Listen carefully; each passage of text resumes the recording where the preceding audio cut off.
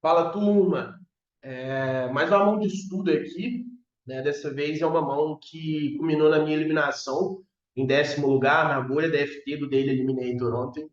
E foi uma mão que me gerou bastante dúvida, então eu decidi rodar essa mão no HRC para que a gente pudesse fazer um estudo mais aprofundado dessa mão, porque é uma mão que tem bastante nuances.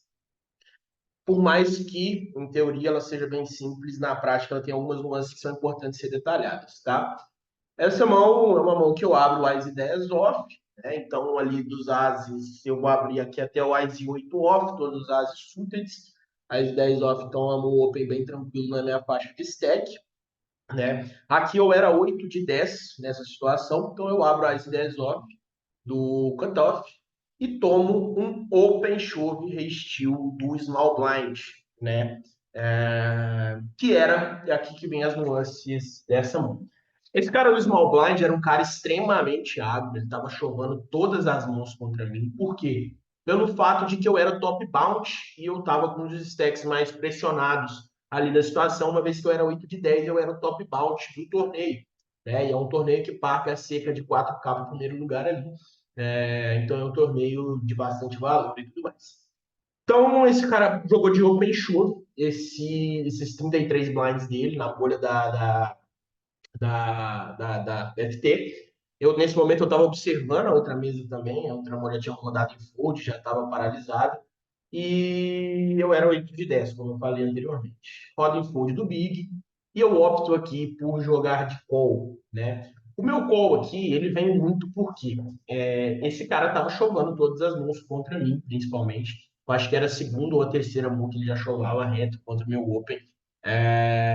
Isso tendo ciência das movimentações do Ultramundo. Então, eu era um cara que estava jogando extremamente agro contra eu, né? Principalmente porque eu era top bound, igual eu disse anteriormente. Então, eu optei por rodar essa mão no HRC, porque é uma mão bastante interessante na minha humilde opinião, né? Então, a primeira coisa que eu acho interessante, né? Vamos ver o range teórico de raise aqui do cutoff. Você vê aqui a ISO 8 vai abrir com uma frequência baixa, 5,5 ele vai abrir sempre, quase com uma frequência de 70%. Eu colocaria uma frequência de 50% aqui no 4,4 também, e você vê o open teórico aqui do Open do Cutoff. Esse Open teórico aqui eu acho que eu seguiria bem a risca, né? Talvez eu tiraria esse 6,6, Rei 6, Rei 5, tiraria um pouco aqui do 9,8 suited e do 10,8 suited, pelo fato de que eu estava com o stack pressionado, mas em algumas ocasiões, principalmente contra esse cara, não, principalmente contra esse cara não, mas contra esse cara eu importaria porque ele era extremamente agro, eu seria bastante explorado nessa situação. Mas a primeira coisa que eu acho que é interessante nessa mão, que é importante da gente ver, é que, de antemão, né, vamos analisar aqui, antes da gente chegar no ponto que eu quero ver, é que o Small Blind ele não vai ter range de choro. Ele vai ter 0,2% do range de choro, por teoria. Esse range de choro vem unicamente de um percentual do rei valete suited, né? Que ele vai ganhar mais do que o tribet, né? E menos do que o call. Você vê que aqui ele ganha 7,53 em tribet e o call ele ganha 8,38. Então, em teoria, o chove vem do rei valete, percentual e um pouquinho do rei 10 suited. Então, de antemão, a gente vê que não tem range de open chove do small blind ali, conforme ele foi jogado. A maioria do range do small blind ali vai jogar de tribet, né? Que é a situação mais comum, que a gente vê um percentual de 11%, 11,5% aqui de tribet, que, considerando esse jogador, né, a gente pode perceber que teria mais tribet, mas esse tribet vai ser 100% chove nessa situação, né? Mas por quê? Vamos entender aqui o porquê que ele vai jogar de mais de tribet nessa situação. Primeiro, porque o RP ele é bem forte nessa faixa de torneio, na bolha final. Então a gente vai ver um RP bem grande, não sei se eu consigo ver aqui, mas a gente vê. Depois eu acho que eu não vou conseguir ver isso agora, mas o RP vai ser bem grande nessa situação de bolha de mesa final. Então, ele opta por tribetar a maioria das vezes aqui na posição de conseguir foldar eventualmente caso venha um chove do Big Blind e um call do cutoff. Então, o range aqui de agressividade ele vai ser 100% de tribet. Né? A gente não vai ter o chove da forma que foi jogado. Então a gente primeiro vê o primeiro erro do jogador ali, que era um jogador bem agro, assim, bem lock, e ele optou por chovar 100% do range dele diferente. Mas por que ele joga de tribet? Por causa dessa situação aqui, né? Das situações em que há um chove do Big Blind, né? Que a gente vê um chove teórico aqui dessas mãos, né? Não sei se 9-9 chovaria dessa mão, mas eu acho que 7-10-10 mais, e chovaria, talvez o Vala Suited aqui, se o cara fosse mais água, chovaria também, e que facilitaria o fold do small blind, eventualmente, caso eu optasse por jogar, de chove, né, nessa situação. Então a gente vê que o primeiro erro dessa mão é que o cara jogou de chove numa mão que é 100% tribet e não vai ter chove quase que nunca.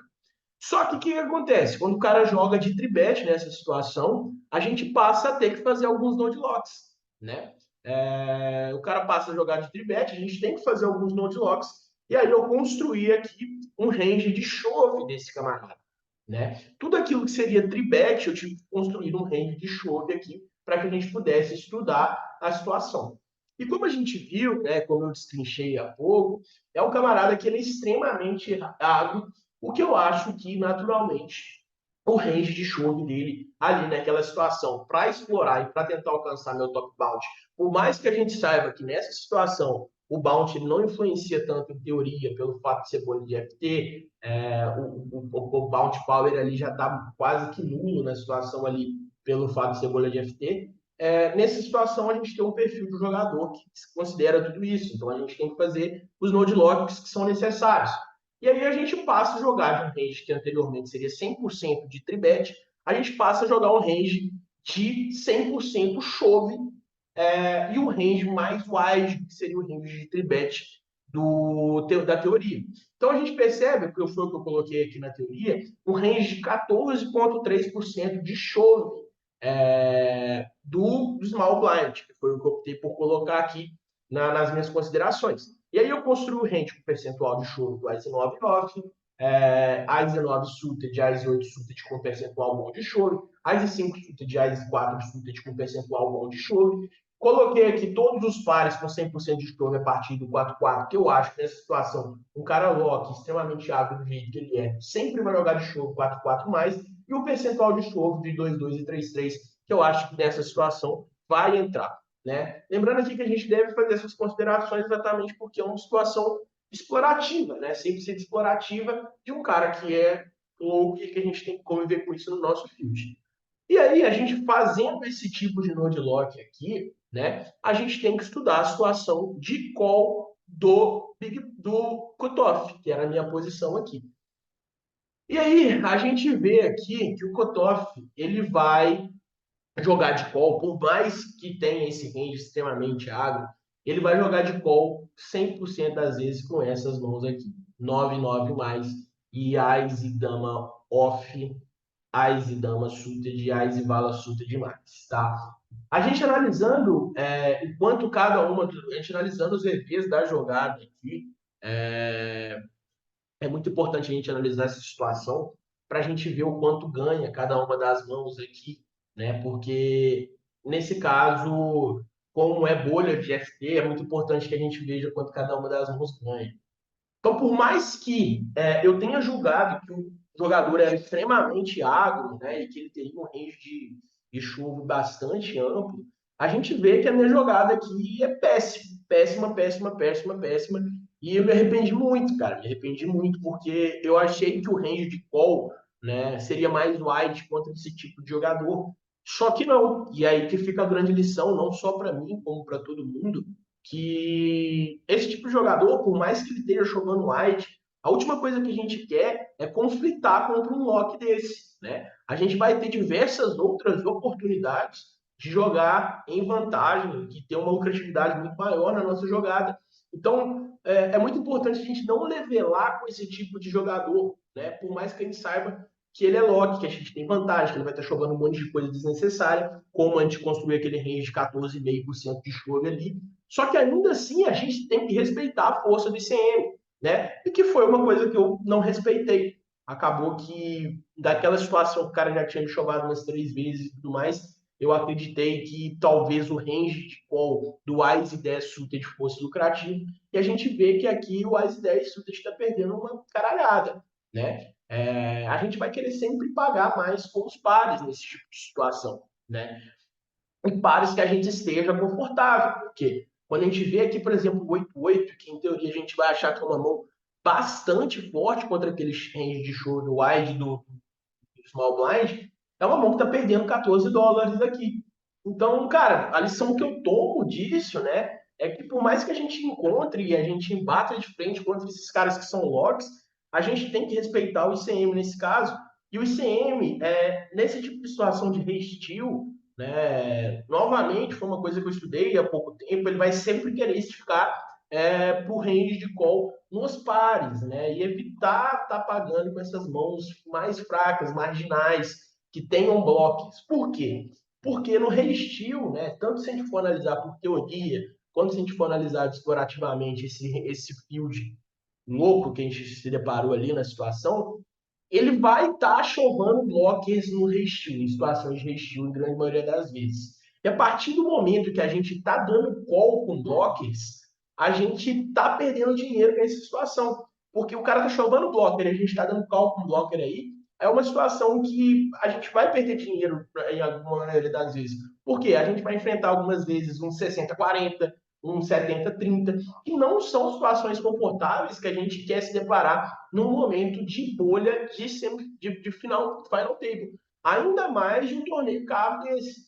Então, cara, pô, me arrependo muito da minha jogada que eu fiz lá, sabendo que eu tinha vantagem, sabendo que eu estava jogando bem, tinha feito várias jogadas interessantes antes disso. Mas fica a lição, né? Fica o aprendizado. E foi uma mão que eu rodei assim que eu terminei de jogar lá. E é isso. E foi a mão foi essa, a mão de estudo foi essa hoje. E tamo junto, rapaziada. Até mais.